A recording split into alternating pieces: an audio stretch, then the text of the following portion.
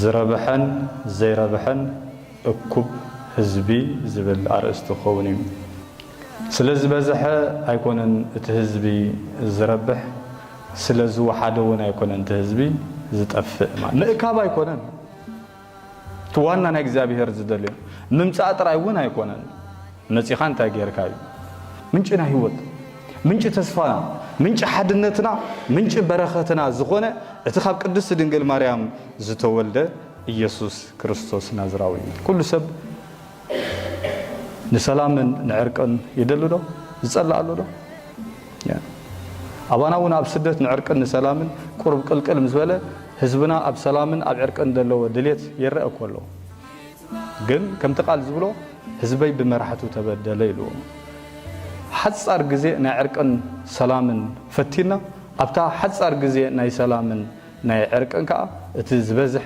ናይ ሁከትን ናይ ባእስን ኮይኑ በዓል እገለ የለውም በዓል እገለ ኣለኹም በዓል እገለ የለኹም ኣብ ከምዚ እታ ቤተ ክርስቲያን በሙዳቃ ነትን ህዝብና ነቲ ዝጓሃየን ጥርንፈሉ ነቲ መንእሰይ ተስፋ ቆሪጹ ካብ ቤተ ክርስቲያን ዝኸይድ ዘሎ ንእክበሉ ሓድነት ምስ ገበርና ከዓ ህዝብና ልቡ ዝምለሰሉ መሲልና ትጽቢት ዝገበርናሉ ጭራሽ መባእስን መፋላለይን ኮይኑ ስለዚ ኣምላኽ ዝደልዮ ዘሎ መሪሕነት ከም ሙሴ ሓቋፊ መሪሕነት ከም ኢየሱስ ክርስቶስ ከዓ ሓቋፊ ዝኾነ መሪሕነት ሓቋፊ ኮይ መስሉ ሓቋፊ መሪሕነት ፍልሊ ዝጻወር መሪሕነት ናይ ረአያ ናይ ሃይማኖት ዘይኮነሲ ናይ ረአያ ናይ አመለኻኸታን ፍልሊ እንተሊካ ደብዳቤተ ተጻሒፉ ምእመናንን ዲያቆናትን ካህናትን ዝስጎጉሉ ዘለው ዘመን ናይ ረአያ ናይ ሃይማኖት ዘይኮነ ተጻዋርነት ዘይብሉ መሪሕነት ማለት ቶለራንስ ዘይብሉ ዝወደቀ መሪሕነት ንሕና ንደልዮ ዘለና መንእሰያትና ዝጽበይዎ ዘለው ግን ታይ ሓቋፍ ዝኾነ መሪሕነት ንህዝቡ ከዓ ተስፋ ዝህብ መሪሕነት ሰማርያን ይሁዳን ተባሂሉ ተፈልዩ ጸንሐ ናብ ሓድነት ዘምጽእ መሪሕነት ነቶም ኣብ ደገ ተባሪሮም ዘለው መንእሰያትና ከዓ ኣብ ስደት ዝተወለዱ ንቤተ ክርስቲያኖም ዝመልስ መሪሕነት ብዛዕባ መንእሰያት ዝቲ በናይ ኤርትራ ይኹን በዝናትና መሪሕነት ዝጸንሐ ኣይረኣኹም ብጀካ ናይ ጥቕምና ናይ ረብሓና ናይ ስልጣንካን ምቁርቃስ ተዘይኮይኑ ብዛዕባ ቤተ ክርስቲያን ዝዝቲ ስጋብ ዘይሃለወ ብዛዕባ መንእሰያት ዝዝቲ ተዘይሃልዩ ብዛዕባ ፍቅርን ሰላምን ዝሓስብን ዝዝትን ተዘይሃልዩ ካብ ኢየሱስ ክርስቶስን ካብ ኣቦና ሙሴን ክንመሃር ኣለና በስመ አብ ወወልድ ወመንፈስ ቅዱስ አሐዱ አምላክ አሜን ነእግዚአብሔር ቤተሰብ ከመይ ኣለኹም አሜን በባህሪው ምስጉን ዝኾነ እግዚአብሔር አምላክና በአና በባረቱ ሎምን ዘላለምን ዝኸበረን ዝተመስገነን ይሁን ናይሎም ማዓንቲ ትምህርትና ካብቲ ዝተነበበ ወንጌል ዝረብሐን ዘይረብሐን እኩብ ህዝቢ ዝብል አርእስቲ ኸውን እዩ ኣብ ወንጌል ዮሐንስ ምዕራፍ 6 ካብ ፍቕዲ 1 ክሳብ ፍቕዲ 15 ከም ዝተነበበ ዝረብሐን ዘይረብሐን እኩብ ህዝቢ ስለዚ በዝሐ ኣይኮነን እቲ ህዝቢ ዝረብሕ ስለዚ ወሓደ እውን ኣይኮነን እቲ ህዝቢ ዝጠፍእ ማለት እዩ ነታ ቀጣን መገዲ ህይወት ዝረኽብዋ ክንደዮም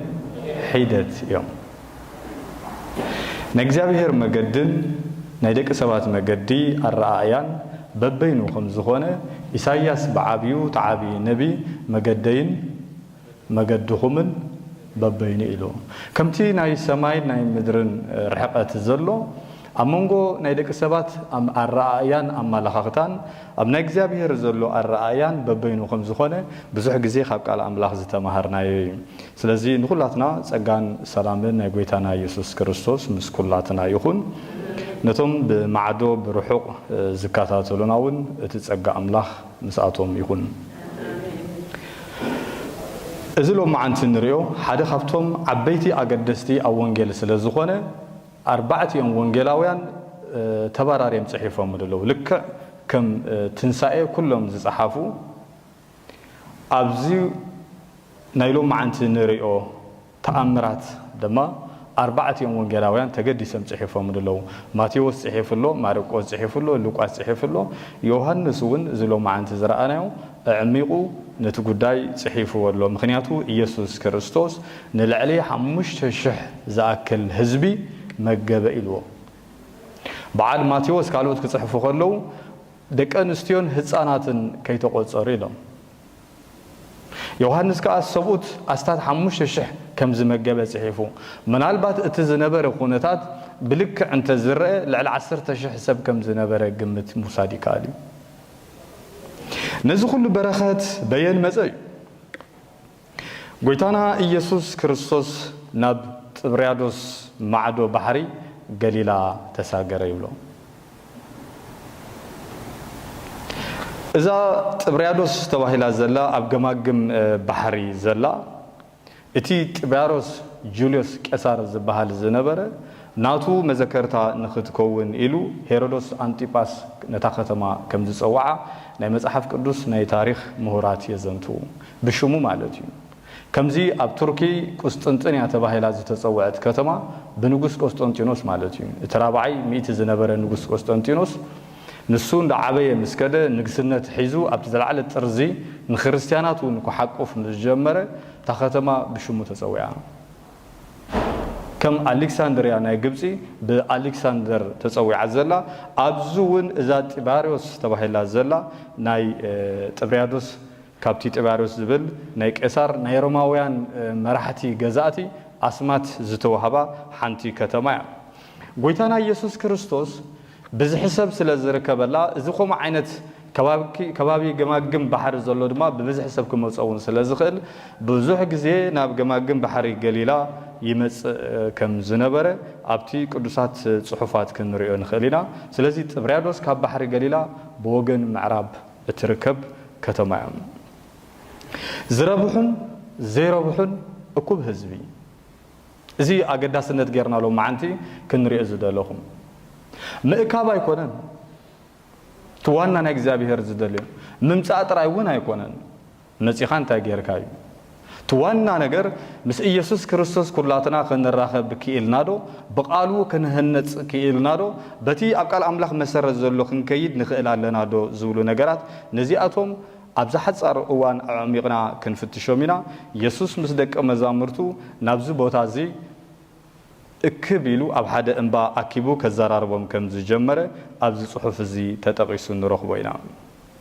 ስለምንታይ እዮም ብዙሓት ህዝቢ መጽኦም ወንጌላዊ ዮሐንስ ጠቂስዎ ከም ዘሎ ብዙሕ ተኣምር ይገብር ስለ ዝነበረ ነቲ ተኣምራት ሰሚዖም ዝመጹ ኣለዎም ገሊኦም ከዓ ራባይ ይፈልጥዎ ስለ ዝነበሩ ራባይ ማለት ረቢ ወይ ድማ መምህር ማለት እዩ ካብቲ እሱ ዝምህሮ ዝነበረ ጥበብን ፍልስፍናን ናይ እግዚአብሔር ቃልን ብዝተፈላለየ ምክንያት ክመሃሩ ዝደለዩን መጽኦም ነይሮም እዮም ገሊኦም ከዓ ዝንኡ ስለ ዝሰምዑ ዝመጹ ነይሮም ዝና ጥራይ ዝና ዘለዎም ሰባቱን ዝፈቱ ሰብ ኣሎ ብተፈለጡ እንድሕር ኮይኖም በቃ ልቡን ሃሙን ቀልቡን ከምኡ ይኸውን ማለት እዩ ብዝተፈላለየ ነገር ትዋና ነገር ግን ብዛዕባ ምፍላጥን ዘይምፍላጥን ኣይኮነን መን እዩ ሰብ ስለዚህ ጎይታና ኢየሱስ ክርስቶስ ግን ንክንድዚ ዝኣክል ህዝቢ ኣኪቡ ክምህር ከም ዝጀመረ በዚ ምክንያት ድማ ጎይታና ኢየሱስ ክርስቶስ እቲ ህዝቢ እንዳበዝሐ ምስከደ ተወሳኺ ካብቲ ክገብሮ ዝጸንሐ ካልእ ተኣምራት ክገብር ከም ዝኸኣለ ኣብዚ ቃል ኣምላኽ እዚ ተጠቂሱ ከም ዘሎ በዓልና ቀስ ጌርና ክንሪኦ ንኽእል ኢና ኢየሱስ ክርስቶስ ንፊልጶስ ኣብዚኣ ክልተ ደቀ መዛሙርቱ ተጠቂሶም ኣለው ሓደ መን እዩ አንቶ ከም ዘንበብናዮ ፊልጶስ እዩ ተኻላይከ እንድርያስ ሓው ንቅዱስ ጴጥሮስ እዩ እዞም ክልተ ሐዋርያት ኣስማቶም ተጠቂሶም ኣለው ስለዚ ጎይታና ኢየሱስ ክርስቶስ ንፊልጶስ ሓቲትዎ እዚ ኩሉ ህዝቢ እዚ ገለ ነገር ክረክብሲ ሓደ ነገር ክግበር ኣለዎ ዝዓይነቱ ኢልዎ ምክንያቱ ማዕረ ክንደይ ናይ ፊልጶስ ብቕዓት ክሪኦ ስለ ዘለዎ ኢየሱስ ክርስቶስ ተዛረበዩ ካብዚ ከባቢውን ክንዕድገሎም ፊልጶስ ዝመለሶም መልሲ ሰሚዕና ስለዚ 200 ዲናር እኳ ዝኣክል እንተዝግዛእ ነዚ ህዝቢ እዚ ኣይኣኽሎም ኢልዎ ከመይ ገይሮም እዚ ህዝቢ እዚ በዚአን ዘይጠቕማ ነገራት ክምገብ ኢልዎ እንድርያስ ጽቡቕ ተመክሮ ዘለዎ ሰብ እዩ ናብ ጎይታና ኢየሱስ ክርስቶስ መጺ እንታይ ኢልዎ ኣብዚ ማእኸልና ተገደስሉ ተቃል ኣብዚ ማእኸልና ሓደ ቆልዓ 5 ስገም ጎጎን 2 ዓሳን ዝሓዘ ኣሎ ኢልዎ እንድርያስ تمهراي نا يوحنس مطمق ينيرم يوحنس مطمق بزعبا يسوع كريستوس كمهر مسمعه انه حتيات عالم زرحق غنشل املاخ يلي مسكرلو كاب يوحنس مطمق نبي تسغاغري نبي يسوع كريستوس تسغاغري فيليبوس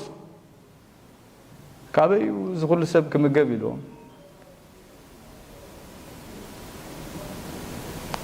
لعل 5,000 حساب زلو ويل على 10,000 حساب زلو 5 بالن كلت عسى الله اني لكم مغبي علنا زبل محل ودو سلازم اندرياس كدنا قغبوي ابز ما اخلنا حد قول علو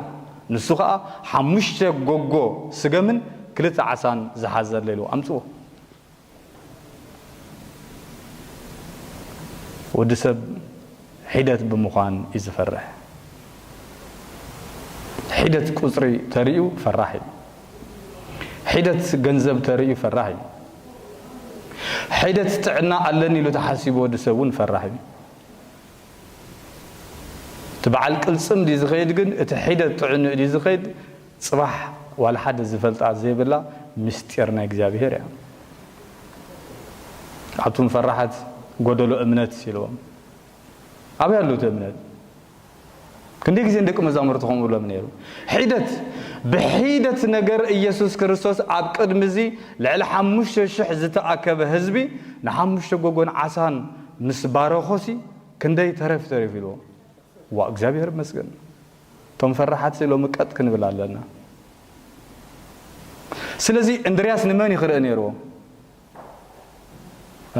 ነቶም ዳድኳን እንድሪያስ ንመን ይኽረ ነይሮ በቃ እቱ ሁሉ ከገብር ዝከአሎ አምላኽ አማኸሎም ከምዘሎ ፈሊጡ ክጸንዕ ጥራይ ነይሮ ከም እንድሪያስ ሒደት አሎ ጎይታ ናባኻ ንምጾ ኢሉ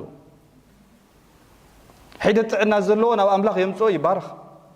ሒደት ሕዝቶ ዘለዎ ናብ አምላኽ የቅርቦ ይባርኽ ታሰበይት እንታይ አላቱ አብዛ ገዛይ ሒደት ዘይትን ሒደት ሓሩጭን የንዘልዋ እሰን በልዕና ክንመውት ኢና አላቱ ብሽምቲ ህያው አምላኽ ኣይትሞትን ይኽኢልዋ ነቲ ሒደት ኣብ መቐርሰሚቶ ዝነበረ ዘይትን ሕሩጭን ምስ ባረኾ 3 ዓመትን 6 ወርሕን ካብቲ ገዛሲ ኣይተወደአን ኢሉ እሞ ኢየሱስ ክርስቶስ ዝኣክል ኣብ መንጎና ይእቲና ብጭንቅ ንመተሉ ምኽንያት እንታይ እዩ ኣይትጨነቁ ጽባሕ ንርእሳ ንባዕላ ትጨነቕ እያ ይብሉ ቃል ኣምላኽ ቅድሚ ዝኣገረኮ ወዲ ሰብ ብጭንቀት ይመውት ኣሎ ብጭንቀት ብፍርሕን ብጭንቀትን ይመውት ኣሎ ኩሉ ዝከኣል ከሎ ንመን ሒዝና ነቲ ኩሉ ዝከኣሎ ኣምላኽ ሒዝና ከምቲ እንድሪያስ ናብ ጎይታ ነቲ ሒደት ምስ ኣቕረቦ ንልዕሊ 5,000 ሰብ መጊቡ እቲ ዝተረፈ ድማ 12 መሶብ ኮይኑ ይመሮም እዩ ዘሎ እስራኤል ብክንደይ ነገድ ዝቆመት እያ 12 ነገድ ዝቆመት እያ ኢየሱስ ክርስቶስ እቲ ማና ናይ እስራኤል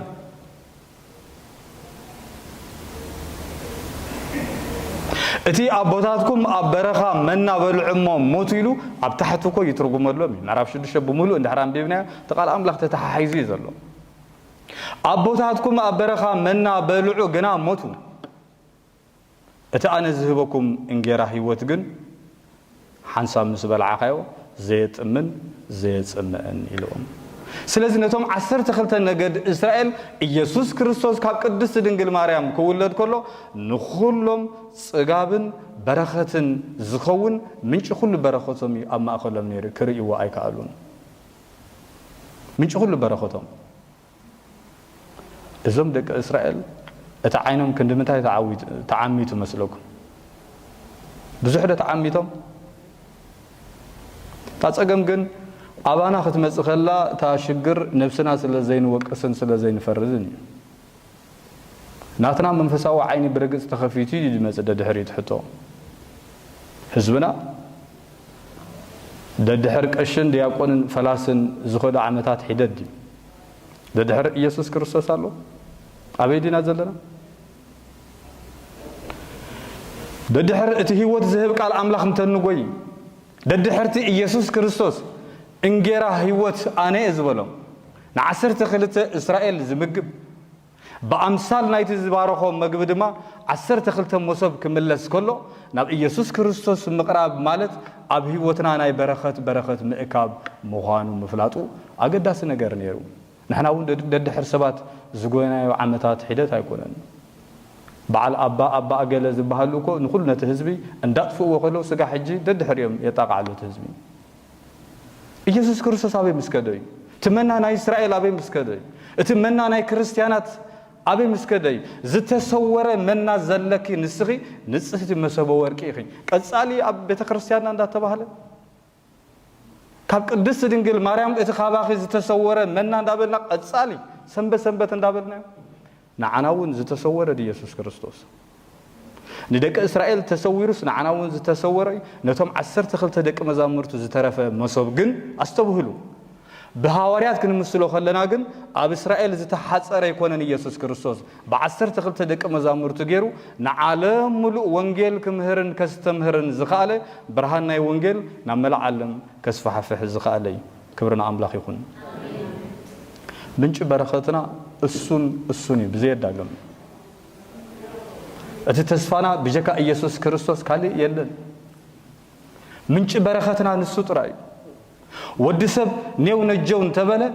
قد كنبلو زلنا جنابي أبته ياوك على أملاخ مسرت بمقبارن أب يسوع كريستوسن أم مسرت النبياتن حوارياتن أبته يسوع كريستوس بعلو رؤس ما أزون الزخونة تهانيسكم اللهم ديفيدن حواريا باولوس نيفيسن معرف كلته أبيدي هنساتنا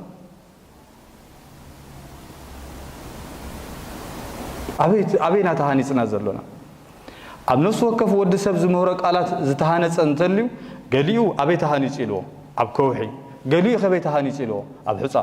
أب كشنا بدي أقول إن فلاسن زتهانس اللومون مؤمن أنتليو أب حصة قم تهانس كفلت كخلت رايز اللوم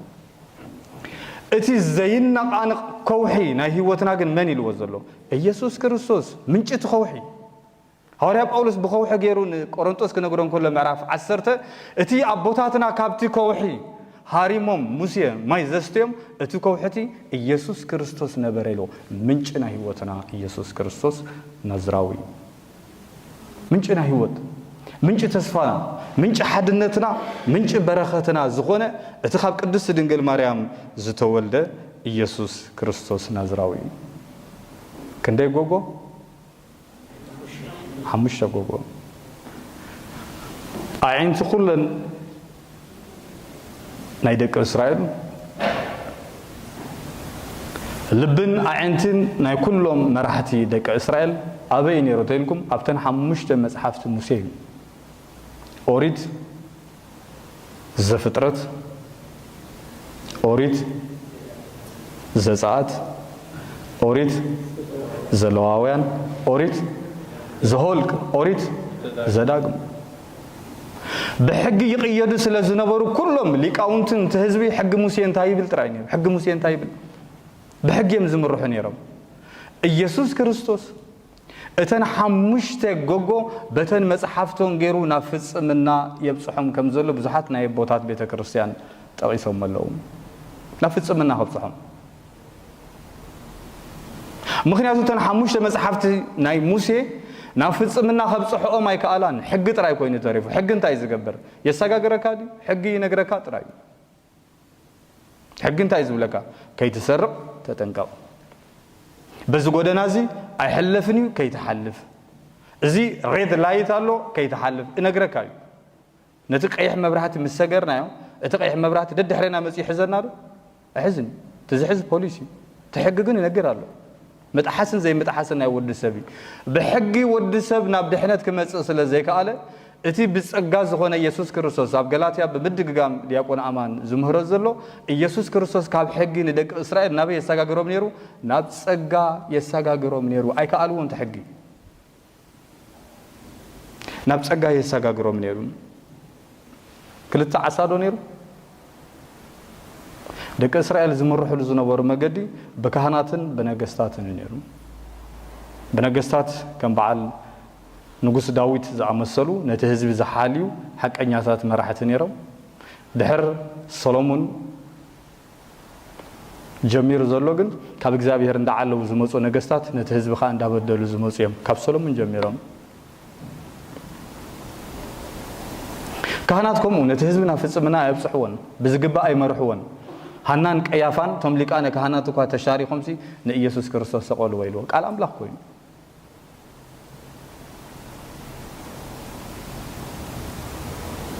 መራሕቲ ሃይማኖት ኣይበድሉን እዮም ዝብል እሙንቶ ስለ ዝጸንሖ ብገርህነት ህዝብና እቲ ዝተበደለ ብመራሕቱ ተበዲሉ ኢሳያስ ካ እንታይ ኢልዎ ነይሩ ህዝበይ ብመራሕትኻ ትብደል ኣለኻ ህዝቢ ኣብ ቤተ ክርስቲያን ባዕሉ ተፈንጢሑ ይፈልጥ ብጀካ ብመራሕቲ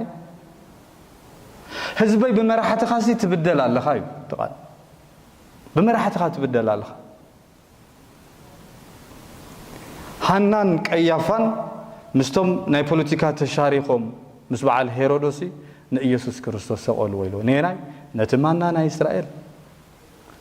نتحبست هيوت ناي إسرائيل نتي أنا إنجرا هيوت يزبلهم أما أخلهم نتي منا زمجبهم نتي برهان عالمي يزبلهم نعو سقيلهم بتكريستيان توحدو كابدجة تبدلو بمرحتا أو وش عزلو تبدلو يبزح أبونا مكاريس كمسلو خلو زي صفرخا من فحط يركايلو قصل زلو سب بصفر غيرو تنكفت بيلو يحمدو بقى صفري كلا يكون زي صفرخا سي من فحط يركاي سلازي اتمنى هيوت زغنا يسوع كريستوس كابتي نايو بونا موسى زنبره ناي موداتا تمرتا يستبولو لهج بمصحفت موسى تزاريبوهم بابنت ناي موسى تزاريبوهم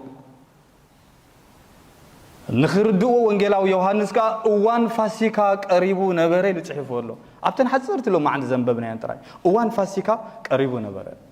دار له بزعبه فاسيكا متقاس وانجيلاو يوحنس حدا ነገር መጥፍት ስለዘለው ወይ اوان فاسيكا قريب ነይሩ ደቀ እስራኤል ካብ ባርነት ዝወጽሉ ካብ ግብጺ እቲ ፋሲካ ዝበሃል ዘብዓልዎ ቦኽሪ እንስሳ ደም ሓሪዶም ዝወጽዎ ካብ ባርነት ናብ ሓርነት ዝተሳጋገሩሉ ግዜ ነይሩ ስለዚህ ይነግሮም ይዘሎ ንስኻትኩም ውን ከምቲ ሙሴ ሓራ ዘውጾም ነቶም ህዝቢ ነተን ቀዳሞት አቦታትና ንሕና ውን በኢየሱስ ክርስቶስ ሓርነት ንወጻሉ ፋሲካ እንዳቀረበ ኢልዎም ፋሲካ እንዳቀረበ እቲ ፋሲካ ኮይኑ ምሸት ኮይኑ ጥራይ ቅዳሴ ገርና ንገዛና ዘይኮለሲ እቲ በዓልና ብዘይ መጸጸ ብዘይ ክፍአት بجرهنة يخون زولو تحققنا فاسيكا مثال يلوم حققنا فاسيكا نسخة جنشل أملاخ إيسوس كريستوس سلازي تفاسيكا زمت زولو نسو إيسوس كريستوس كبارنة نهزبو حراز وصالو يلوم حرنة نوصالو أبغلاتي حموش زحلفة مهارنا ينتاينيرو ليكون أمان زمهارو بكريستوس وصو حارا يدو حواريا باولوس وصات حارا سلازي كريستوس وانجيلاو يوحنس مستفاسيكا اتحاحيزو حزب املاخ حارا زوصالو حزب املاخ زساغاغرلو كابي نا معدو بحري كم زتساغر إيسوس كريستوس موسى دمانتهم قداموت دق اسرائيل ابونا موسى بحري ارترا تساغيريو امصيوم دحر نبي ديبو اب غوبو امباسينا ديبو حقنا እግዚአብሔር ወይ ድማ 10 ትእዛዛት ከም ዝተቀበለ ኢየሱስ ክርስቶስ ካብ ጥብርያዶስ ሓሊፉ ኣብ በሪኽ እንባ ኮይኑ ነቶም ህዝቢ ክምህሮምን ክምጎቦምን ጀመረ ኒ ሓርነት እዋን ከም ዝኣኸለ ዘበስር ዘሎ ተመሳሳሊ ተንቀዳሞት ሓራ ከም ዝወጹ ተንቀዳሞት ነጻ ከም ዝወጹ ነታ ሓርነት እቲ እንዳዋዳደረ ወንጌላዊ ዮሐንስ ህዝቢ አምላኽ ድማ ሓራ ይወጹ ከም ዘለው ዘበስረሉ ዘሎ ግዜ እዩ زربحن زيربحن أكو بهزبي أستوعبهم تقولوا زتأكل على حمش الشحزبي أتي عبيت أمرات زرعي بحمش جوجون بخدت عسان كان ده سبت مجيب عسر تخلت مصاب زترفه أتي خاب يسوع كريستوس خاب أفو خاب قالوا زوج نبرق على تزتدنغه عرب كله صبغ نيرو عرب كله صبغ نيرو عرب صبغ أي نبران موني يسوع كريستوس فتنا مزيل ناس كن كحدو مهازيتكم فتنا جزاو فتنا نتي أبكر مسب زخحدني أبكر من أي سماء أبوي كحدة له نتي أبكر مسب زتأمن النخاء أبكر من أي سماء أبوي كبري ክብሪ ክወሃቦ ኢሉ ስለዚ ነዚ እምንቶ ዝገርና በቃል አምላኽ ከነማላለስ ኢየሱስ ክርስቶስ ዝገበሮ ተአምር ኣብ ህይወትና ክንእትዎ በትምህርቲ ምድናቅ ጥራይ ዘይኮነ ህይወት ክንረክብ ምስኡ ድማ ናይ ዘላለማዊ ህይወትን መንግስት አምላኽ ንምውራስን ነቲ ሕብስቲ ህይወት መና ህይወት ዝኾነ ኢየሱስ ክርስቶስ ክንረኽቦ ዝተነገረ ቃል እዩ ስለዚ ነቲ ተአምር ኣብ ህይወትና ክንእትዎ ከነስተማቆሮ ዝግባአና ነገራት እዩ አቦና ሙሴ ከም ዘሰጋገሮም ኢየሱስ ክርስቶስ ግን ሓንሳብና ሓዋርን ብደሙ ገይሩ እንታይ ገበሮ ንህዝቢ አምላኽ አንጽሁ ቀዲሱ በገዛእ ደሙ ብጸጋ ድማ አሰጋገረና ከም ዝበሎ ናይ ምስግጋር እዋናትን ናይ ምስግጋር ግዜ ንግበረልና ኩሉ ሰብ ንሰላምን ንዕርቅን ይደሉ ዶ ዝጸልኣሉ ዶ አባናውን ኣብ ስደት ንዕርቅን ንሰላምን ቁርብ ቅልቅል ምስበለ ህዝብና ኣብ ሰላምን ኣብ ዕርቅን ዘለዎ ድሌት ይረአ ኮሎ ግን ከምቲ ቃል ዝብሎ ህዝበይ ብመራሕቱ ተበደለ ኢሉ ሓጻር ግዜ ናይ ዕርቅን ሰላምን ፈቲና ኣብታ ሓጻር ግዜ ናይ ሰላምን ናይ ዕርቅን ከዓ እቲ ዝበዝሐ ናይ ሁከትን ናይ ባእስን ኮይኑ በዓል እገለ የለውም በዓል እገለ ኣለኹም በዓል እገለ የለኹም ኣብ ከምዚ እታ ቤተ ክርስቲያን ብምውዳቃ ነቲ ህዝብና ነቲ ዝጓሃየ ንጥርንፈሉ ነቲ መንእሰይ ተስፋ ቆሪጹ ካብ ቤተ ክርስቲያን ዝኸይድ ዘሎ ንእክበሉ ሓድነት ምስ ገበርና ከዓ ህዝብና ልቡ ዝምለሰሉ መሲልና ትጽቢት ዝገበርናሉ ጭራሽ መባእስን መፋላለይን ኮይኑ ስለዚ አምላኽ ዝደልዮ ዘሎ መሪሕነት ከም ሙሴ ሓቋፊ መሪሕነት ከም ኢየሱስ ክርስቶስ ከዓ ሓቋፊ ዝኾነ መሪሕነት ክልቲኦም ዘመሳሰሎም ኣብ መሪሕነት ፍጹም ነገራት ኣለዎም ኢየሱስ ህዝቢኦም ዝነቕፍዎ ነይሮም እዚ ናይ ብሓቂ ጻድቕ ተኮይኑ ከመይሉ ምዛሰበይቲ እዚኣ ምዛዝ ዘማዊት እዚኣ ይበልዕን ይሰተን ኣሎ ኢሎም ይኸስዎ ነይሮም እሱ ግን ንሓጢአተኛታት ንሃፍታማት ንድኻታት ንፈላጣት ንዘይፈላጣት ንኹሎም እንታይ ዝገብሮም ነይሩ ኢየሱስ ክርስቶስ ብዘይ ኣፈላላይ ይምህሮምን ይመኽሮምን ይምዕዶምን ናብኡ ከዓ የቕርቦምን ነይሩ ዘገርም ነገር እዩ አይሁዳውያንን ሰማርያንሲ መዓልካ ናይ እግዚአብሔር ኣይነበሮምን ተባሂሉ ኮይ ተጻሒፉ ዘሎ ደቂ እስራኤል ከእንታይ ደልዮም ኢየሱስ ክርስቶስ ወገና እንዲ ኦዋ እዚኦም ሰማርያ መጻልእትና እንዲ መዓልካ ክብሎም የብሎምን ነይሩናቶም ንሱ ግን እንታይ ገበረ ዝብሎ ብግዲ ንሰማርያ ክኸይድ ኣለዎ ኢሉ ተጻሒፉ ነቶም ጸላእቲ ናይ ናቶም ዝነበሩሲ ከይዱ እንታይ ኢሉ ኣቲ ሰበይቲ ማያስቲን ተበላታ ሰበይቲ ገሪምዋ ዋ ንስኻ አይሁዳዊ ክንስኻሲ ካባይ ካብ ሳምራዊት ማይትሰቲ ኦ ሓቋፍ እንዲሱ ሓቋፍ እኮ ይመጽ ሓቋፍ መሪሕነት ፍልሊ ዝጻወር መሪሕነት ናይ ረአያ ናይ ሃይማኖት ዘይኮነሲ ናይ ረአያ ናይ አመለኻኸታን ፍልሊ እንተሊካ ደብዳቤተ ተጻሒፉ ምእመናንን ዲያቆናትን ካህናትን ዝስጎጉሉ ዘለዎ ዘመን ናይ ረአያ ናይ ሃይማኖት ዘይኮነ ተጻዋርነት ዘይብሉ መሪሕነት ማለት እዩ ቶለራንስ ዘይብሉ ዝወደቀ መሪሕነት ንሕና ንደልዮ ዘለና መንእሰያትና ዝጽበይዎ ዘለው ግን እንታይ ሓቋፍ ዝኾነ መሪሕነት ንህዝቡ ከዓ ተስፋ ዝህብ መሪሕነት ሰማርያን ይሁዳን ተባሂሉ ተፈልዩ ጸንሐ ናብ ሓድነት ዘምጽእ መሪሕነት ነቶም ኣብ ደገ ተባሊሮም ዘለው መንእሰያትና ከዓ ኣብ ስደት ዝተወለዱ ንቤተ ክርስቲያኖም ዝመልስ መሪሕነት ብዛዕባ መንእሰያት ዝዝቲ ብናይ ኤርትራ ይኹን በዝናትና መሪሕነት ዝጸንሐ ኣይረኣኹን ብጀካ ናይ ጥቕምና ናይ ረብሓና ናይ ስልጣንካን ምቁርቋስ ተዘይኮይኑ ብዛዕባ ቤተ ክርስቲያን ዝዝቲ ስጋብ ዘይሃለወ ብዛዕባ መንእሰያት ዝዝቲ ተዘይሃልዩ ብዛዕባ ፍቕርን ሰላምን ዝሓስብን ዝዝትን ተዘይሃልዩ ካብ ኢየሱስ ክርስቶስን ካብ ኣቦና ሙሴን ክንመሃር ኣለና አቦና ሙሴ ሓቆም እስራኤላውያን ክፈትዎ ተህዝቢ 10 ግዜ ገጹ ካብ አምላኽ ይመልስ ስለ ዝነበረ አምላኽ ደስ አይቦዶም ብደቀ እስራኤል ንሙሴ እንታይ ኢልዎ ነዚ ህዝብ እዚ ግደፈኒ ኸጥፎ ኢልዎ ተመልከቱ ትመራሒ አቦና ሙሴ እንታይ ኢልዎ ካብ ነዚ ህዝብ እዚ ተጥፎስ ኢልዎ ንዓይሲ ካብ መዝገብ ህይወት ሕኸኸኒ ኢልዎ ካብ ቃል አምላኽ ኣብ ዘጻት ኮይ ጻሕፉ መዝገብ ህይወት አበዱ አብላዕሉ ኮይ ካብ መንግስት አምላኽ ህዝቤ አጥፊየ አነ መራሒ ዓቢ መራሒ ሙሴ ካብ ዝበሃልዚ ዋላ ካብቲ ናይ ሰማይ ንዓይ ሓቂቕካ ነዞም ህዝቢ ይእትዎም ኢልዎ ተመልከቱ ስለ ህዝቡ ዝመውት ከም አባ አንጦኒዮስ ማለት እዩ ስለ ቤተ ክርስቲያኑ ዝመውት ከም ቅዱስ አንጦኒዮስ ማለት ስለዚህ መሪሕነት ማለት ዝሐቁፍ ስለ ህዝቡ ከም አባና ሙሴ ህይወቱ ዝውፊ መሪሕነት ማለት ስለዚህ ህዝብና ከምዚኦም ዝኣመሰሉ ኣብ መሪሕነት እንተመጽዮም ነቲ ህዝቢ ከአሊዎን ክፍውስዎን ኣብ ቅድሜና ጽቡቕ መጻኢ ብሩህ መጻኢ ከሁሉ ማለት እዩ እቶም ዘለው መራሕቲ ግን ተሓባቢርና ንጽልኢ ንባእስን መንእስያት ንምስጉጋግን ንተሓባበር እንተለና ግን ኣብ ናይ ኩሎም ደም ኣብ ኢድና ከሁሉ ማለት እዩ ስለዚህ ካብዚ መዓልቲ እዚ ንመሃሮ ዓቢ ዝኾነ ናይ መሪሕነት ካብ ኢየሱስ ክርስቶስን ካብ ቦና ሙሴን ንመሃሮ ልዕል ኩሉ ድማ ኢየሱስ ክርስቶስ እንጌራ ህይወት ናይ ኩላትና ተስፋ ናይ ኩላትና መድሓኒ ንሱ ድማ ፈጣርን ኣምላኽን ከም ዝኾነ ኣብዘን 15 ፍቕዲ ኣጨቢጥና ኣሎ ናይ መወዳእታ ኣብ ህዝቅኤል ዘሎን ኣብ መዝሙረ ዳዊትን ዘሎ ኣንቢበ ናይ ሎማዓን ትምህርተይ ከዛዙመ ትንቢተ ህዝቅኤል ምዕራፍ 36 ፍቕዲ 25 ከምዚ ይብል ጽሩይ ማይ ክነጽገልኩም እሞ ክትጸሪኹም ካብ ኩሉ ርክሰትኩምን ካብ ኩሉ ጣዖታትኩምን ከጽሬኩም እየ ሓዱሽ ልቢ ድማ ክህበኩም ሓዱሽ መንፈስ ከዓ ክሕድረልኩም ናይ እምኒ ልቢ ካብ ስጋኹም ከውፅእ ናይ ስጋ ልቢ እውን ክህበኩም እየ ንመንፈሰይ ኣብ ውሽጥኹም ክሕድሮ ብትእዛዛተይ ከመላልሰኩም ፍርደይ ክሕልወኩም እየ ኣብታ ነቦታትኩም ዝሃብክዎ ሃገር ክትነብሩ ህዝቢ ከዓ ክትኮኑን ኢኹም ኣነ እውን ኣምላኽ ክኾነኩም እየ እዚ እቲ መብጻዕኒ ኣምላኽ ናይ እምኒ ልቢ ውፅእሲ ናይ ስጋ ልቢ ናይ መንፈስ ልቢ ዝሓስብ ልቢ ዘስተንትን ልቢ